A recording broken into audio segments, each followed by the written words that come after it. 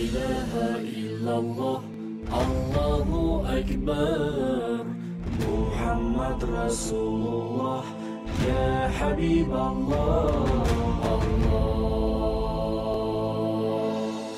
আসসালামু আলাইকুম ওয়া রাহমাতুল্লাহি ওয়া বারাকাতুহু আলহামদুলিল্লাহি রাব্বিল আলামিন ওয়াল আকিবাতু লিল মুত্তাকিন ওয়াসসালাতু ওয়াসসালামু আলা রাসূলিহিল আমিন ওয়া আলা আলিহি ওয়া আসহাবিহি আজমাইন আম্মা বা'দ। প্রিয় দর্শক, এই মুহূর্তে বাংলাদেশ সহ বিশ্বের যেখানে বসে অনুষ্ঠান দেখছেন প্রত্যেককে RSRM বরকতময় সাহারি অনুষ্ঠানের পক্ষ থেকে জানাচ্ছি আন্তরিক প্রীতি এবং শুভেচ্ছা। আমরা বরাবরের মতো আমাদের আজকের আয়োজন শুরু করব ইনশাআল্লাহ কোরআনুল কারীমের তেলাওয়াত এবং নির্ধারিত একটি পারার তাফসিরের মাধ্যমে। প্রিয় দর্শক, চলুন তেলাওয়াত শুনি এবং নির্ধারিত একটি পারার সংক্ষিপ্ত তাফসির জেনে নেই। আল্লাহু আকবার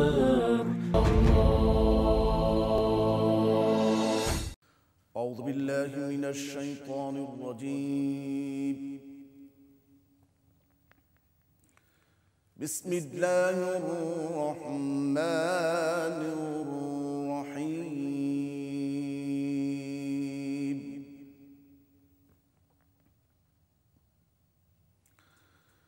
الحمد لله الذي خلق السماوات والأرض الحمد لله الذي خلق السماوات والأرض وجعل الظلمات والنور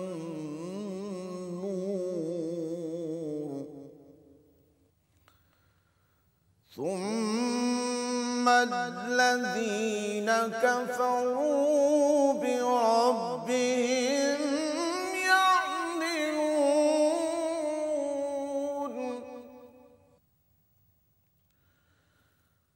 هو الذي خلقكم من طين ثم قضى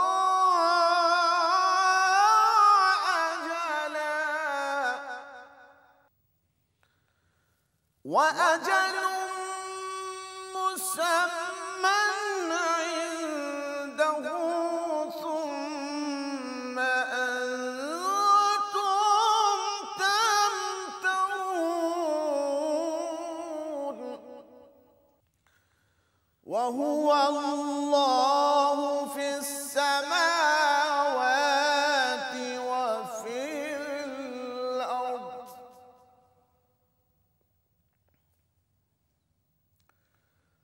يعلم سركم وجهركم ويعلم ما تكسبون وما تأتيهم من آية من آيات ربهم إلا كانوا عنها معرضين وما تأتيهم من آية من آيات ربهم آية من آيات ربهم إلا كانوا عنها معرضين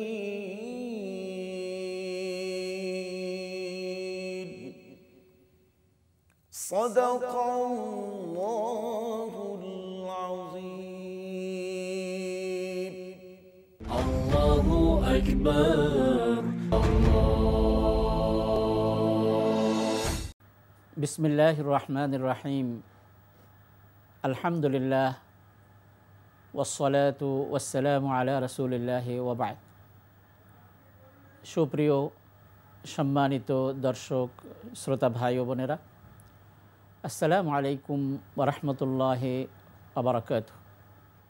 পবিত্র রমাদান উপলক্ষে বরকতময় সাহরি অনুষ্ঠানের এ পর্যায়ে আল কোরআনের সংক্ষিপ্ত তাফসির।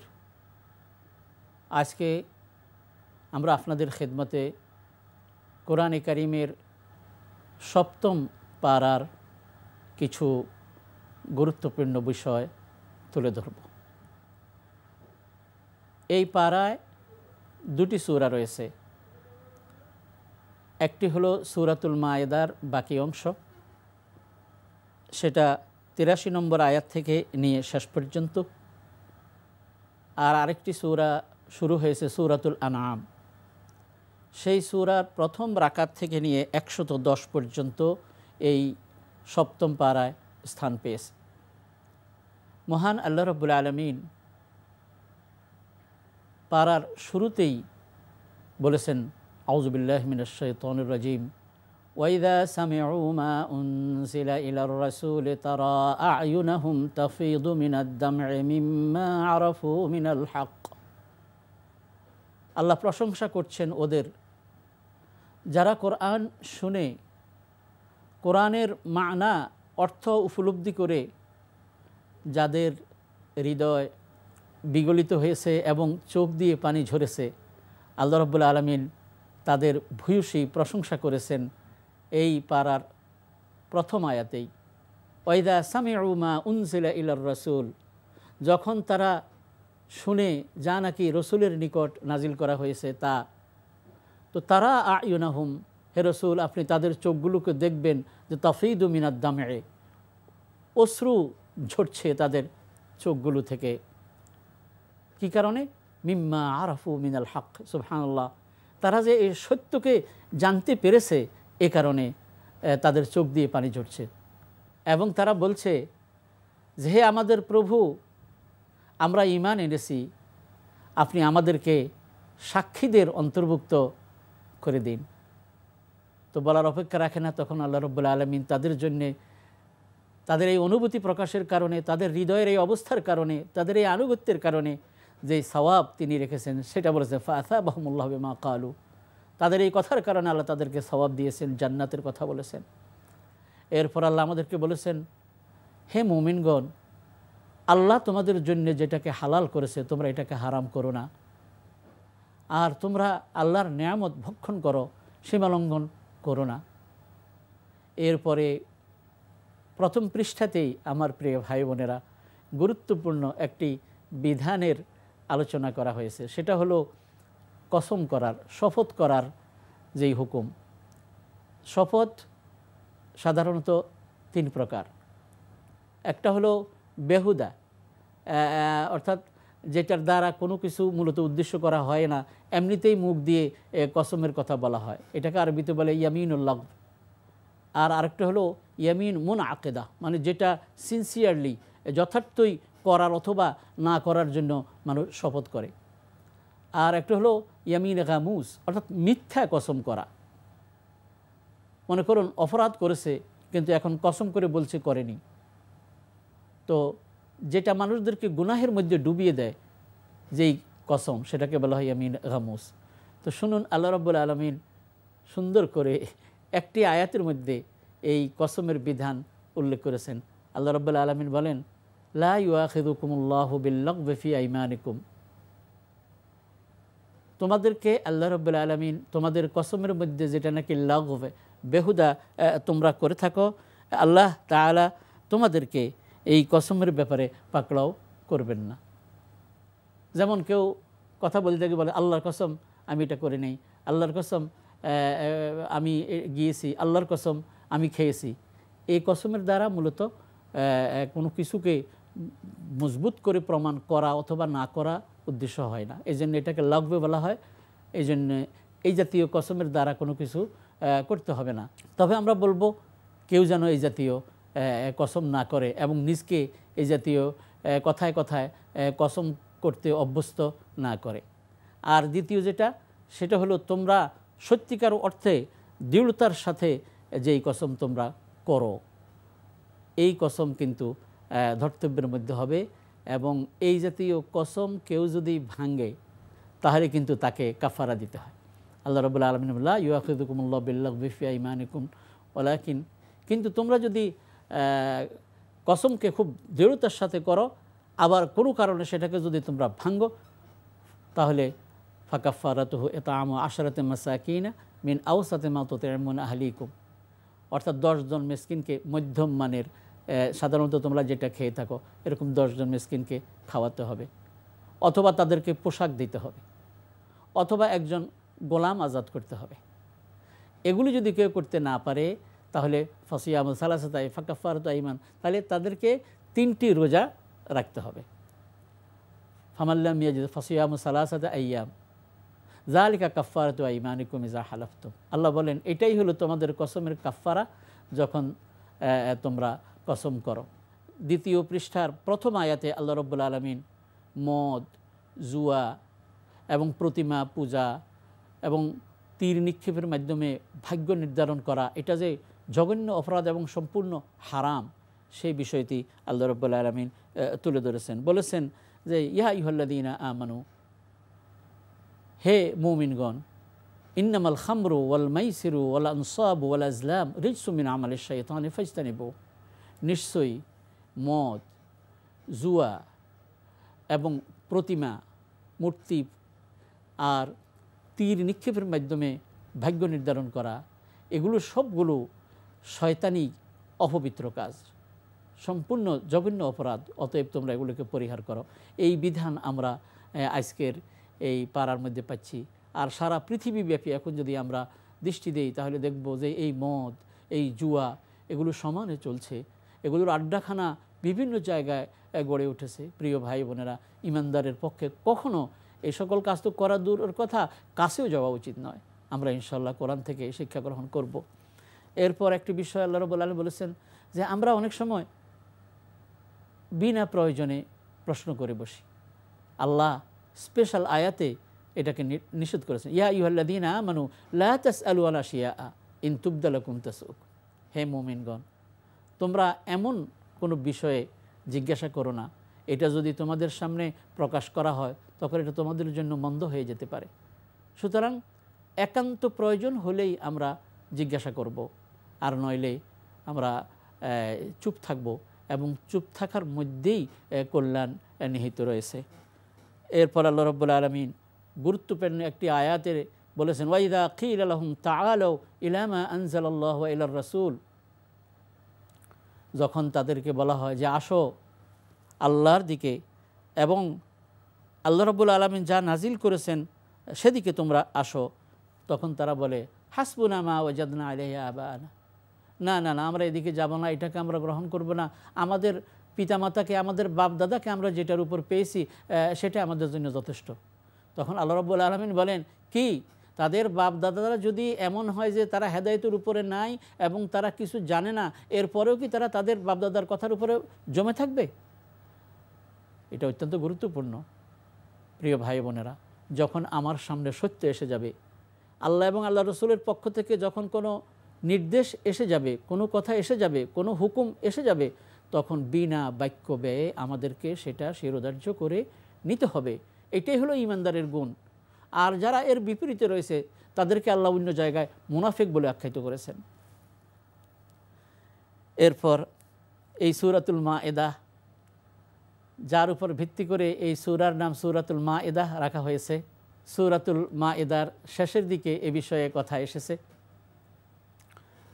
ঈসা আলাইহিস সালাতু ওয়াস সালামের সঙ্গীরা যারা ছিলেন, তার সাহায্যকারী যারা ছিলেন, তারা একবার তার নিকট এই আবদার করে বসলেন যে আপনি আমাদেরকে আল্লাহর পক্ষ থেকে, আপনার রব্বের পক্ষ থেকে এই দস্তরখান এর ব্যবস্থা করে দিন, মানে খাবারের খাজানজি এবং দস্তরখানের ব্যবস্থা আপনি আমাদের জন্য করে দেন। ঈসা আলাইহিস সালাতু ওয়াস সালাম তো প্রথমে খুবই রাগ হলেন। আয়াত এভাবে এসেছে, ইয ক্বালাল হাওয়ারিয়ুনা ইয়া ঈসা ইবনে মারইয়াম, হে রাসূল আপনি স্মরণ করুন যখন হাওয়ারিরা, ঈসা আলাইহিস সালাতু ওয়াস সালামের সহচরেরা ঈসাকে বলল, হে মরিয়ম তনয় ঈসা, হাল ইয়াস্তাতিউ রাব্বুকা আন ইউনাজ্জিলা আলাইনা মাইদাতাম মিনাস সামা, আপনার রব কি আসমান থেকে আমাদের জন্য এ দস্তরখান পাঠাতে সক্ষম? এইভাবে তারা প্রশ্ন করেছে। এই কথা শোনার সাথে সাথে ঈসা আলাইহিস সালাম বললেন, এ আল্লাহকে তোমরা ভয় করো, এ আবার কেমন ধরনের আবদার? তখন তারা বলল, না, যদি এভাবে যদি আল্লাহর পক্ষ থেকে দস্তরখান আসে খাবার ভর্তি, আর আমরা যদি নিজের স্বচক্ষে দেখি, তাহলে আমাদের ঈমান মজবুত হবে, আমাদের চক্ষু শীতল হবে।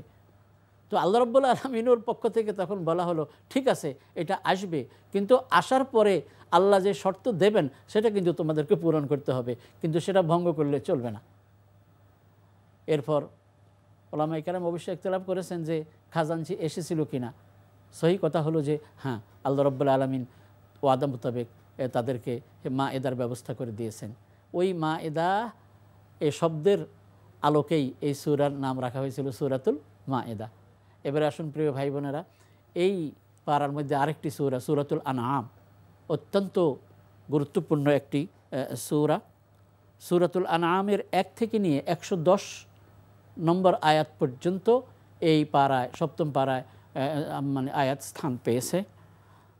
আল্লাহ রাব্বুল আলামিন তাওহীদ, রিসালাত এবং আখিরাত সম্পর্কে গুরুত্বপূর্ণ আলোচনা করেছেন এই সূরার মধ্যে। এই সূরার মূল আলোচ্য বিষয় ছিল এই মক্কার কাফের মুশরিকদেরকে সম্বোধন করে তারা যে আল্লাহর একাত্মবাদকে, রসুলের রেসালতকে এবং পরকালে মৃত্যুর পরে যে আবার জীবিত করা হবে, এগুলোকে যে তারা অস্বীকার করত। এই জন্য আল্লাহ রাব্বুল আলামিন বারবার এই সূরার মধ্যে এই জাতীয় কথা এনে তাদের এই জাতীয় সন্দেহ এবং তাদের এই জাতীয় ভ্রান্তিকে আল্লাহ রাব্বুল আলামিন দূর করেছেন, প্রত্যাখ্যান করেছেন। এবং কয়েকটি আয়াত বাদে ওলামায়ে মুফাসসিরিন বলেন গোটা সূরাটাই একসাথে নাজিল হয়েছে, সুবহানাল্লাহ। এবং আরও কথা এসেছে যে এই সূরা নাজিল হওয়ার সময়ে ফেরেশতারা, এত সংখ্যক ফেরেশতারা জমিনে অবতরণ করেছেন যে দিগন্ত ঢেকে গেছে। এমন একটি সূরা, তাওহীদ, রিসালাত এবং শিরকির বিরুদ্ধে বিভিন্ন কথা আল্লাহ রাব্বুল আলামিন এই সূরার মধ্যে তুলে ধরেছেন। আমরাও যদি এই সূরাকে সেইভাবে অধ্যয়ন করি তাহলে আমাদের সামনে এই বিষয়গুলো স্পষ্ট হয়ে যাবে। শুরুতে আল্লাহ রাব্বুল আলামিন তাঁর রুবুবিয়তের কথা বলেছেন, আলহামদুলিল্লাহিল্লাযী খালাকাস সামাওয়াতি ওয়াল আরদ ওয়া জাআলায যুলুমাতি ওয়ান নূর। সমস্ত প্রশংসা হলো সেই মহান আল্লাহর জন্যে যিনি আসমান এবং জমিন সৃষ্টি করেছেন এবং আলো এবং অন্ধকারের ব্যবস্থাও তিনি করে দিয়েছেন। প্রিয় ভাই বোনেরা, আলো এবং অন্ধকার, দিন এবং রাত্রি, এটা যে এই পৃথিবীবাসীর জন্য কত গুরুত্বপূর্ণ। যদি একদিন এমন হয় যে সূর্য আর উদিত হচ্ছে না, শুধু রাত আর রাত, তাহলে মনে করুন পৃথিবীর অবস্থা কেমন হবে। একবার যদি এমন হয় যে সূর্য অস্ত যাচ্ছে না, শুধু দিন আর দিন, তাহলে পৃথিবীর অবস্থা কেমন হবে। আল্লাহ রাব্বুল আলামিন কোরআনে কারিমের 20তম পারা এই কথা বলেছেন এবং বলেছেন এমন যদি হয় তাহলে দুনিয়ার কে আছে যে নাকি রাত না আসলে রাত নিয়ে আসবে, দিন হতে না চাইলে দিন নিয়ে আসবে, আল্লাহ ছাড়া আর কেউ পারবে না। তো এমন মহান সত্তা যিনি, এমন কুদরতওয়ালা যিনি, তাকেই মক্কার কাফেররা, মুশরিকরা তাঁর একত্ববাদকে তারা অস্বীকার করত। তো সে কথাগুলো এখানে স্থান পেয়েছে। এবং পূর্ববর্তী কাউমদের নাফরমানির কারণে আল্লাহ যে অনেক কাউমকে ধ্বংস করে দিয়েছেন, মক্কার লোকদের সামনে বারবার এই কথাগুলো তুলে ধরা হয়েছে, যাতে করে তারা একটু ভয় পায় এবং এটা থেকে তারা উপদেশ গ্রহণ করে। কিন্তু দুঃখের বিষয়, মক্কার লোকেরা তো এদিকে কর্ণপাতই করেনি, বরং এই দাওয়াত নিয়ে যিনি এসেছেন মুহাম্মদ রাসূলুল্লাহ সাল্লাল্লাহু আলাইহি ওয়াসাল্লাম, তাকে মক্কা থেকে বের করে দিয়েছে। এরপর আল্লাহ রাব্বুল আলামিন এই সূরার মধ্যে ইব্রাহিম আলাইহিস সালাতু ওয়াস সালাম তার পিতাকে সম্বোধন করে যে কথা বলেছেন সে নিয়ে আলোচনা এসেছে যে ইব্রাহিম আলাইহিস সালাতু ওয়াস সালাম তার আব্বাকে বলেছেন যে আপনি এই মূর্তি, এগুলোকে আপনি মাবুদ হিসাবে গ্রহণ করেছেন। এরপর তিনি যখন রাত্রে তারকা দেখলেন, বললেন যে এটা আমার প্রভু, কিন্তু এটা যখন ডুবে গেল বললেন যেটা ডুবে যায় সেটা প্রভু হতে পারে না। এরপর যখন চাঁদ উদিত হলো আরও আলো ছড়িয়ে, তখন তিনি বললেন এটা আমার প্রভু, কিন্তু যখন এই চাঁদও ডুবে গেল তখন তিনি বললেন যে আমি আল্লাহ পাকের নিকটে গোমরা হওয়া থেকে পানা চায়। এরপর যখন সূর্য তার আলো বিচ্ছুরিত করে যখন ছড়িয়ে পড়ল, তখন তিনি বললেন যে এইটা বোধহয় আমার রব, এটা তো বড়। কিন্তু এইটাও যখন ডুবে গেল, এরপর তিনি ঘোষণা দিলেন, ইন্নী ওয়াজ্জাহতু ওয়াজহিয়া লিল্লাযী ফাতারাস সামাওয়াতি ওয়াল আরদা হানিফান, আমি আমার চেহারাকে অভিমুখী করলাম সেই মহান প্রভুর জন্যে যিনি আসমান এবং জমিন সৃষ্টি করেছেন। আমি বাতিল থেকে হকের দিকে আমি ঝুঁকে আসলাম, আমি অভিমুখী হলাম। ওমা আনা মিনাল মুশরিকিন, আর আমি মুশরিক নই। প্রিয় ভাই বোনেরা, এইভাবে এখানে শিরকের কথাও এসেছে। যারা তাদের ঈমানকে শিরক থেকে মুক্ত করলো তারাই নিরাপদে থাকবে এবং তারা হেদায়েতের মধ্যে থাকবে, এই বিষয়গুলো এখানের মধ্যে এসেছে। এবং শেষের দিকে এসে এ বিষয়ে কথা আসলো যে আল্লাহ রাব্বুল আলামিন একমাত্র তার নিকটেই গায়েবের চাবিকাঠি রয়েছে। দুনিয়ার আর কোনো মানুষের হাতে কিন্তু গায়েবের চাবিকাঠি নেই। কাজী মুহাম্মদুর রাসূলুল্লাহ সাল্লাল্লাহু আলাইহি ওয়াসাল্লাম তিনিও গায়েব জানেন না। আল্লাহ রাব্বুল আলামিন যতটুকু তাকে জানিয়ে দেন ততটুকুই কেবল তিনি জানেন। এই কথাও এই আজকের এই পাড়ার মধ্যে আলোচিত হয়েছে। এই জন্য আসুন, আমরা আগেও বলেছি, আজও আবার বলছি, প্রিয় ভাই বোনেরা, আমরা নিজেরা পড়ি। আহা, আল্লাহর কোরআন, এটা আল্লাহ তো আমাদের জন্য পাঠিয়েছেন। এর ভিতরে যা কিছু রয়েছে সব আমাদের হেদায়েতের জন্যে। আমরা যদি নিজেরা না পড়ি, নিজেরা অধ্যয়ন না করি, বোঝার চেষ্টা না করি, তাহলে কে করবে? আসুন কোরআনের পথে চলি, কোরআনের দিকে ফিরে আসি, কোরআন পড়ি, বুঝি এবং আমল করি। আল্লাহ আমাদের সকলকে তৌফিক দান করুন। আমিন। ওয়া আখিরু দাওয়ানা আনিল হামদুলিল্লাহি রাব্বিল আলামিন। আসসালামু আলাইকুম ওয়া রাহমাতুল্লাহি ওয়া বারাকাতুহু। আমরা এবার আলোচনা করব, আর আজকের আলোচ্য বিষয় হচ্ছে সিয়ামের দর্পণে তাকওয়া এবং আত্মশুদ্ধি। আমরা যখনই সিয়াম আসে তখন একটি কথা, কোরআনের একটি আয়াত বারবার শুনি, যেখানে আল্লাহ সুবহানাহু ওয়া তাআলা বলেছেন, আউযু বিল্লাহি মিনাশ শাইতানির রাজিম, ইয়া আইয়ুহাল্লাযীনা আমানু কুতিবা আলাইকুমুস সিয়ামু কামা কুতিবা আলাল্লাযীনা মিন ক্বাবলিকুম লাআল্লাকুম তাত্তাকুন। হে ঈমানদারগণ, তোমাদের উপর রোজা ফরজ করা হয়েছে যেমনিভাবে তোমাদের পূর্ববর্তীদের উপরও ফরজ করা হয়েছিল, যাতে তোমরা তাকওয়া অর্জন করতে পারো। এই যে তাকওয়া, আত্মশুদ্ধি, এটি সিয়ামের মাধ্যমে অর্জিত হতে পারে। আর কোরআনে আল্লাহ সুবহানাহু ওয়া তাআলা এই জন্য সিয়ামের সাথে আত্মশুদ্ধিকে, তাকওয়াকে একীভূত করে দিয়েছেন, একত্রিত করে দিয়েছেন। কিভাবে আমরা সিয়ামের মাধ্যমে তাকওয়া অর্জন করব, আর এই তাকওয়া আমাদেরকে কিভাবে আমাদের পরিশুদ্ধ জীবনযাপনে, আত্মশুদ্ধিপূর্ণ জীবনযাপনে গাইড করবে, সে বিষয়ে আলোচনা করার জন্য আমরা স্টুডিওতে আজকে আমন্ত্রণ জানিয়েছি বাংলাদেশের স্বনামধন্য ইসলামী চিন্তাবিদ, শিক্ষাবিদ, senior Islamic media personality and scholar, জাতীয় বিশ্ববিদ্যালয়ের মাননীয় সহযোগী অধ্যাপক জনাব ডক্টর মনজুর এলাহি। আসসালামু আলাইকুম। ওয়ালাইকুম আসসালাম। মুহতারাম, কেমন আছেন? আলহামদুলিল্লাহ। আপনাকে স্বাগত জানাচ্ছি আমাদের স্টুডিওতে। বারাকাল্লাহ ফিক। হাইয়াকুমুল্লাহ, বারাকাল্লাহ ফিকুম আইদান। মুহতারাম, আমরা যেটা বলেছি ভূমিকাতে, সেটা হচ্ছে সিয়ামের দর্পণে আত্মশুদ্ধি এবং তাকওয়া। প্রথমে আমরা যেটা আপনার কাছে জানতে চাই তা হচ্ছে যে তাকওয়া বলতে আমরা আসলে কি বুঝি এবং সিয়ামের মাধ্যমে তাকওয়াটি কিভাবে অর্জিত হতে পারে, পাশাপাশি আমরা যে সিয়ামের মাধ্যমে যে তাকওয়াটা অর্জন করি সেটা আমাদের জীবনে কিভাবে তার প্রভাব এবং তার আমরা যেটা ম্যানিফেস্টেশন, প্রকাশটা কিভাবে দেখতে পাই। আলহামদুলিল্লাহ, ওয়াসসালাতু ওয়াসসালামু আলা রাসূলিল্লাহ ওয়া আলা আলিহি ওয়া আসহাবিহি ওয়া ওয়ালা। খুবই চমৎকার একটা বিষয় নিয়ে আসার জন্য আমি আপনাকে বিশেষভাবে ধন্যবাদ জানাচ্ছি। আশা করছি যে আজকের আলোচনার মধ্য দিয়ে কিছু কথা হয়তো আমরা শেয়ার করব, যেটা আমাদের দর্শক ভাই বোনদের উপকারে আসবে ইনশাআল্লাহ। আপনি বলেছেন যে সিয়ামের প্রোগ্রাম তাকওয়া নিয়ে কথা বলতে, এবং তাকওয়ার কি সংজ্ঞা হতে পারে। তাকওয়া হচ্ছে আসলে একটা কম্প্রিহেন্সিভ ইসলামিক টার্ম বা সার্বজনীন একটা বিশেষ পরিভাষা, খুবই গুরুত্বপূর্ণ, খুবই ওয়েটি এবং আমি বলবো আমাদের জন্য অতীব প্রয়োজনীয় একটি বিষয়। আমি খুব সংক্ষেপে তাকওয়ার ডেফিনেশন দিয়ে একটু অন্য বিষয়গুলো শেয়ার করতে চাই। তালক ইবনে হাবিব তাকওয়াকে যেভাবে চিত্রায়িত করেছেন এটা খুবই চমৎকার।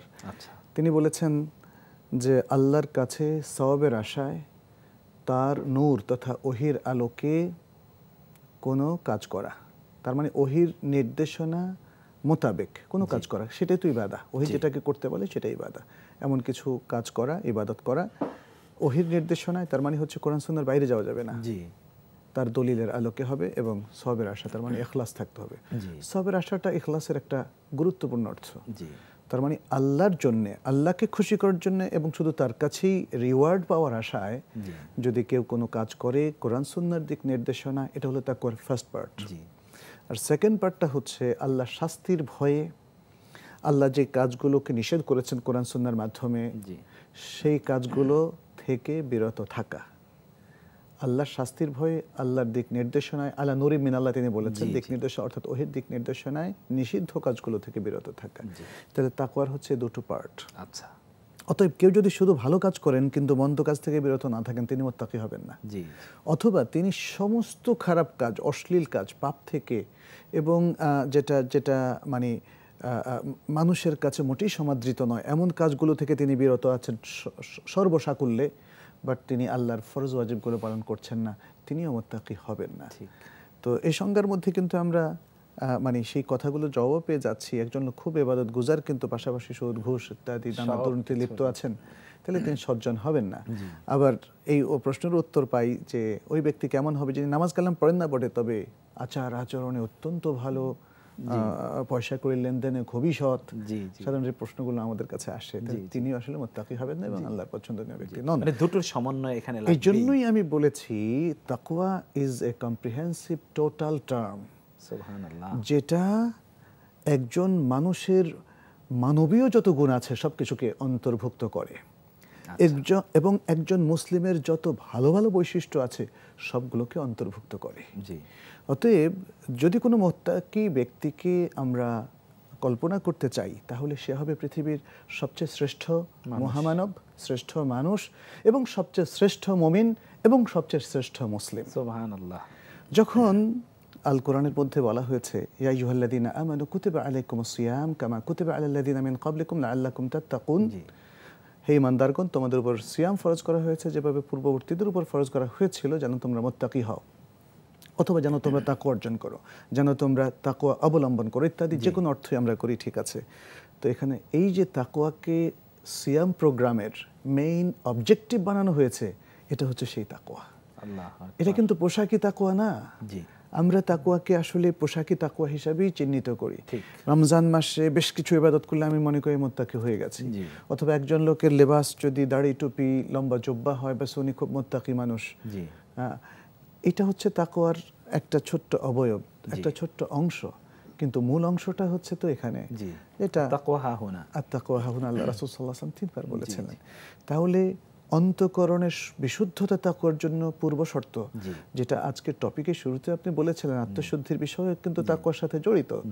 ফলে একজন লোকের আত্মা যদি শুদ্ধ না হয় আর তিনি যদি প্রবৃত্তির পেছনে ছুটতে থাকেন এবং প্রবৃত্তিকে কোনো কোনো ক্ষেত্রে তিনি ইলাহ বানিয়ে নেন আর তিনি জীবনের যত সুন্দর সুন্দর বিষয়গুলো আছে সেটা মেনটেন করেন না, স্রষ্টার অধিকারকে রক্ষা করেন না, স্রষ্টার বান্দাদের অধিকারকে তিনি ক্ষুণ্ণ করেন, তিনি কখনো তো মুত্তাকি হতে পারবেন না। তার আল্লাহর অধিকার আর মানুষের অধিকারকে রক্ষা করতে হবে, মানুষের সাথে সুন্দর আচরণ তাকে করতে হবে, তার ঈমান কমপ্লিট থাকতে হবে, তার নিষ্ঠা এবং ইখলাস থাকতে হবে এবং তার আখলাক সুন্দর থাকতে হবে, তার আচরণ সুন্দর থাকতে হবে এবং তিনি মানুষের কল্যাণেই কাজ করবেন এবং সেই ব্যক্তি যাকে অমুসলিমরাও ভালো বলতে বাধ্য হয়।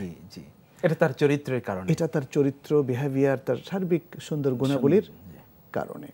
অতএব আমরা বলবো যে সিয়াম যে প্রোগ্রামটা আমাদের মুসলিমদেরকে দেয়া হয়েছে ভালো মানুষ হওয়ার জন্য, মুত্তাকি হওয়ার জন্য, এ হচ্ছে সেরকম। মোহতারাম, এই যে সামগ্রিকতার আপনি কথা বললেন, কম্প্রিহেন্সিভনেসের কথা, যে সিয়াম একটা সামগ্রিক ইসলামিক টার্মিনোলজি যেটা সব কিছুকে কভার করে, এটা আপনি অবশ্যই সেটি বলেছেন যে আমরা শুধুমাত্র যে ফাস্টিং করছি তথাকথিত খাদ্য পানীয় এবং ইন্টিমেসি থেকে আমরা বিরত থাকছি, এর পাশাপাশি সামাজিক এই রামাদানের কথায় আমরা বলি যে সিয়ামের সাথে সম্পর্কিত, যেটা একজন রোজাদার তিনি অন্য যে সকল কাজগুলো আছে তার অন্যের সাথে আচরণ তার কেমন হচ্ছে, তার প্রতিবেশী ইভেন তার পরিবারের সাথে তার আচরণ কেমন হচ্ছে রামাদানে, তিনি যখন রামাদানে আরও সামনে ঈদ আসছে এই কেন্দ্রিক তার কিছু ব্যবসায়িক লেনদেন আছে ইত্যাদি, এই সকল বিষয়েও তো এগুলোর প্রভাব তো তাকওয়ার মাধ্যমে, অন্যতম মাধ্যম এটা বা অন্যতম প্রোগ্রাম তাকওয়ার আমি বলবো মূল প্রোগ্রামটা হচ্ছে, মূল ফোকাসটা হচ্ছে ইমসাক, কিন্তু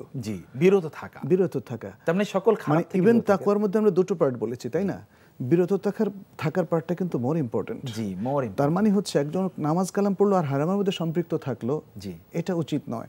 বরং একজন লোক সম্পূর্ণ হারাম এবং পাপকে বর্জন করে শুধু ফরজ ওয়াজিব করলো, তার মর্যাদা সে মুত্তাকি হতে পারে, যদিও প্রচুর ইবাদত সে করলো না।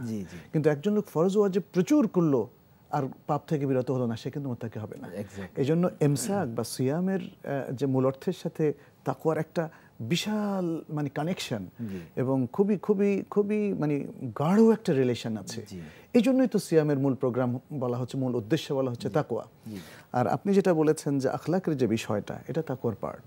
জি, মানে আখলাক ছাড়া আসলে তাকওয়া হতে পারে না। এক্স্যাক্টলি। আল্লাহ তাআলা যে তার রাসূল সাল্লাল্লাহু আলাইহি সাল্লামকে বলেছেন ইন্নাকা আলা খুলুকিন আযীম, জি, নিশ্চয়ই তুমি অধিষ্ঠিত রয়েছ মহান চরিত্রের উপর।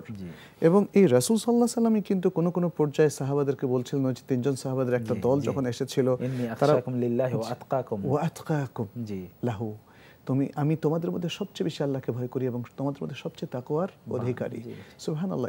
এটা তিনি ফখর করে বলেননি, না না, এটা তিনি বাস্তবতার আলোকে বলেছেন। যখন তারা বলল রাসূল তো অনেক, তার পূর্ব পর সব গুনাহ মাফ হয়ে গেছে, কিন্তু আমরা তো সাধারণ মানুষ, অতএব আমি বিয়ে করব না, আমি রোদ্রে দাঁড়িয়ে থাকবো, আমি সারা রাত কিয়ামুল লাইল করব, সারাদিন রোজা রাখবো, এই যে কথাগুলো বলেছিল রাসূল সাল্লাল্লাহু আলাইহি ওয়াসাল্লাম সেটা পছন্দ করেন। মানে বলেছেন তিনি বলতেছেন যে তাকওয়া একটা সামগ্রিকতার নাম, মানে জীবন থেকে পালিয়ে আসলে তাকওয়া জীবনকে ছেড়ে, সমাজকে ছেড়ে আইসোলেটেড হয়ে গিয়ে সারা দিন রাত ইবাদত করার নাম নয়।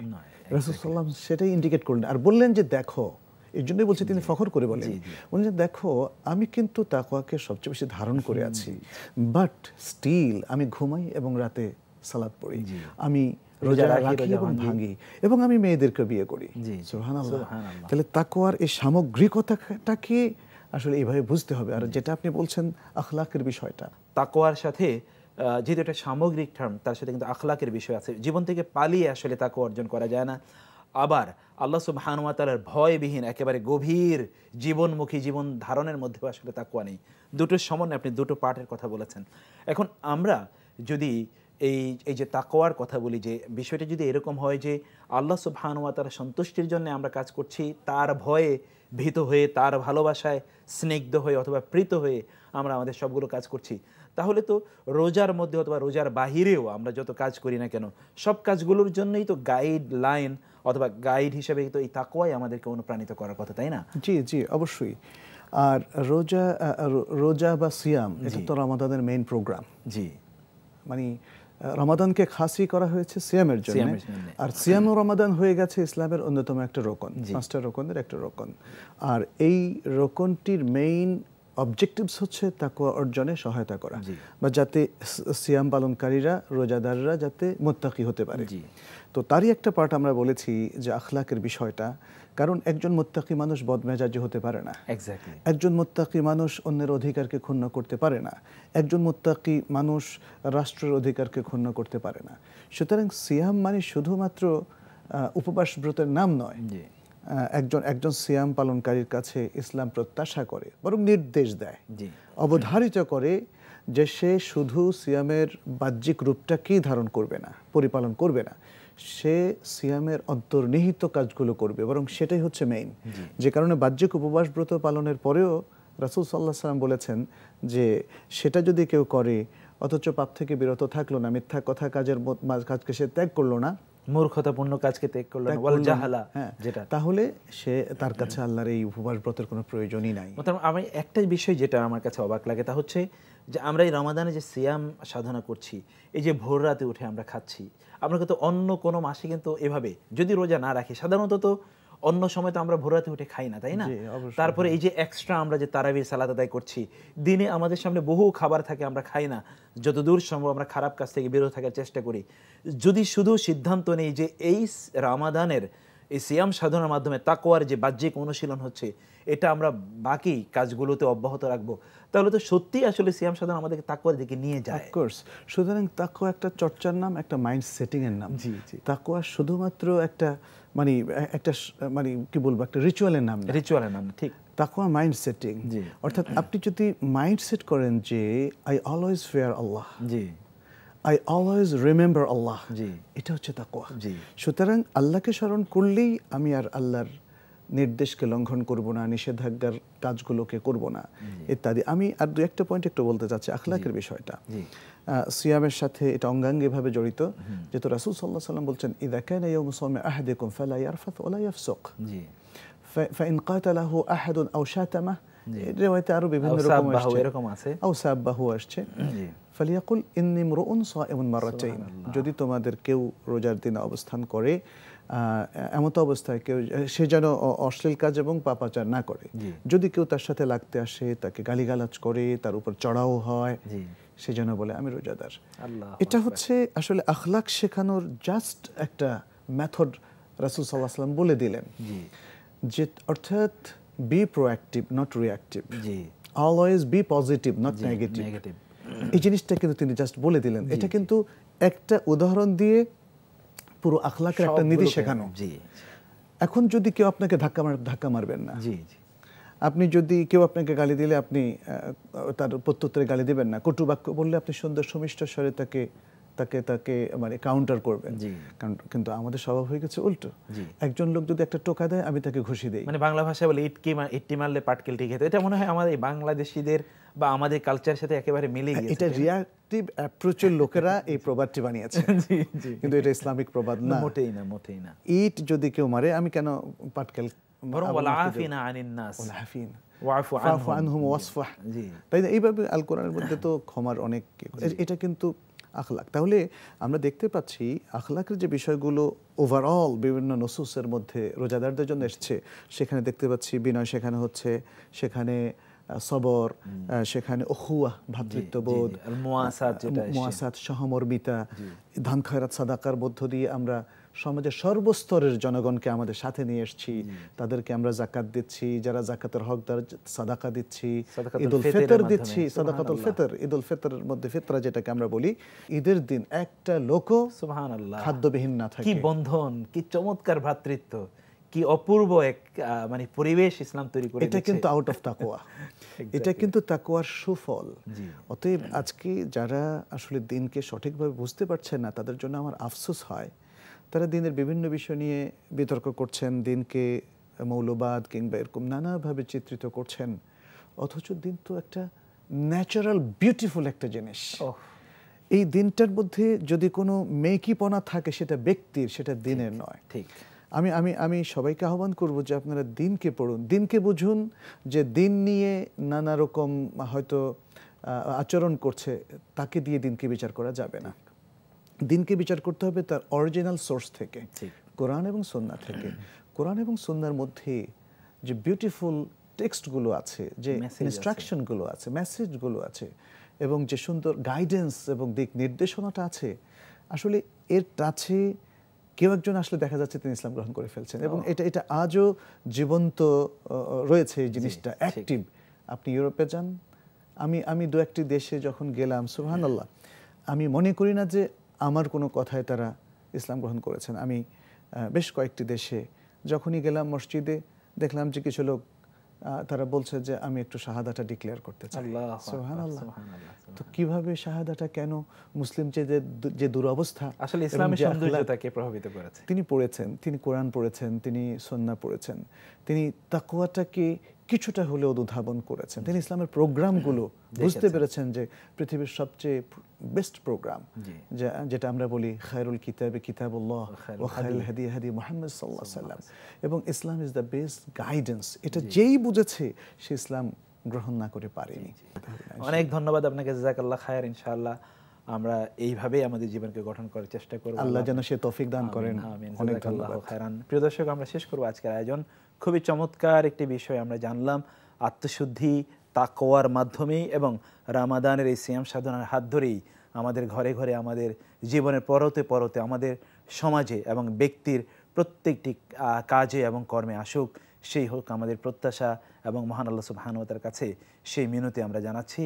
আজকে আমরা এখানে শেষ করব, এবং বরাবর মতো একটি ইসলামিক গান শুনে আমরা আমাদের এবারের প্রোগ্রাম থেকে বিদায় নেব। প্রিয় দর্শক, আপনারা দেখছিলেন RSRM বরকতময় সাহরি অনুষ্ঠানটি। আগামীকাল আবারও একই সময় দেখা হবে সেই প্রত্যাশায়। হাদা ওয়া সাল্লাল্লাহু সুবহানাহু ওয়া তাআলা আলা নাবিয়িনা মুহাম্মদ ওয়া আলা আলিহি ওয়া সাহবিহি আজমাইন। আসসালামু আলাইকুম ওয়া রাহমাতুল্লাহি ওয়া বারাকাতুহু। আল্লাহু এ নামের কালাম, আল্লাহু এ নামের কালাম, কণ্ঠে মধু মেঘে কুহু কুহু ওই পাপিয়া কুহু কুহু ওই পাপিয়া উঠছে সদা ডেকে আল্লাহ এ নামের কালাম গ্রহ রবি দিশে হারা ওই আকাশের চাঁদছে তারা গ্রহ রবি দিশে হারা ওই আকাশের চাঁদছে তারা খুঁজে তারে অনন্ত সে খুঁজে তারে অনন্ত সে অনাদিকাল থেকে আল্লাহ এ নামের কালাম হু হু হু হু বাতাস শোনাই জাল্লা জালালাহু কুল মখলুক তসবি পড়ে আল্লাহু আল্লাহু আল্লাহু আল্লাহু হু হু হু হু বাতাস শোনাই জাল্লা জালালাহু কুল মখলুক তসবি পড়ে আল্লাহু আল্লাহু আল্লাহু আল্লাহু কলবে রাখে সর্বদা যে নামের ধ্যান সকল কাজে কলবে রাখে সর্বদা যে নামের ধ্যান সকল কাজে তার হৃদয়ের আরশিতে সে তার হৃদয়ের আরশিতে সে নূর ইলাহি দেখে আল্লাহু এই নামের কালাম কণ্ঠে মধু মেখে কুহু কুহু ওই পাপিয়া কুহু কুহু ওই পাপিয়া উঠছে সদা ডেকে আল্লাহু এ নামের কালাম